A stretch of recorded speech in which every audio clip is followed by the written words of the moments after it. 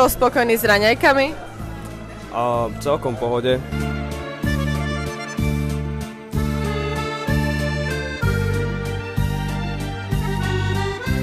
Pani Čelka, vy už ste na odchode, tak nám povedzte, ako vám chutili raňajky. Raňajky boli výborné, dala som si croissant. Fakt, bol veľmi dobrý. Ideme tu mať first impression. Oboduj to od 1 do 10. 3. Dobre, pani Čelka, vidíme, že už ste na odchode, tak čo vravíte na interiér, čašníkov a jedlo? No tak musím pochváliť teda všetkých, či už vás ako marketing, takisto aj tým, ktorý teda sa zhosťuje tej gastronomickej časti a manažerských funkcií.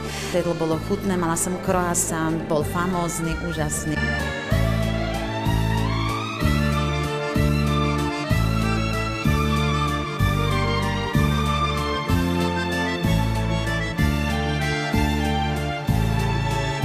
Miška, vidím, že si prišla na obed. Ako ti chutilo?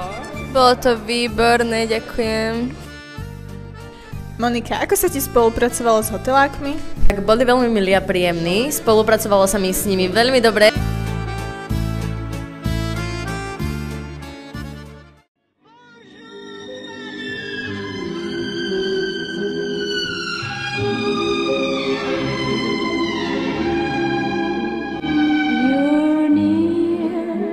That moment's here, I'm almost in your arms. Tak vy už ste u nás druhý raz, môžete nám povedať, čo si myslíte o obsluhe?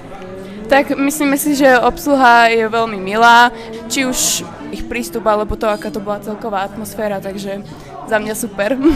A za teba? Taktiež super.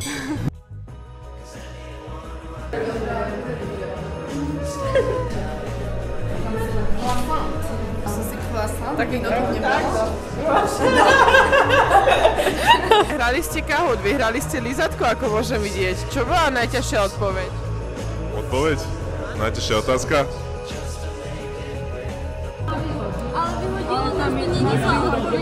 Televíziu Hamas z mladosti Martin Butera. Dovidenia.